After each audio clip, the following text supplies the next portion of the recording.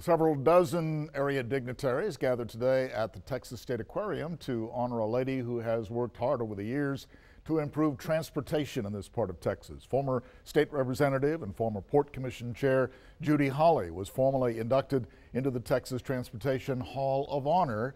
That's a part of the Texas A&M Transportation Institute. Hawley, who's now retired and a former teacher as well, was said to be instrumental in such area road projects as the Highway 69 trade corridor and the New Harbor Bridge, and was also working for much of the past 20 years in securing funding for the deepening and widening of the Corpus Christi ship channel. She says the congratulations should really go to many people from this area who have also been promoting those projects. But this isn't just about me. This is about everyone who has advocated for transportation in our entire region. The roots of I-69 started probably 30 years ago. The work on the Harbor Bridge 25 years ago.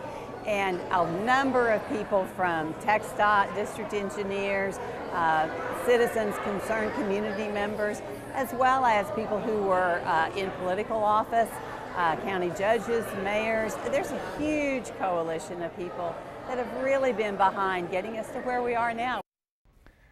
Former Secretary of State Hope Andrade and State Representative Todd Hunter were among those guest speaking today and were on hand to honor Judy Hawley.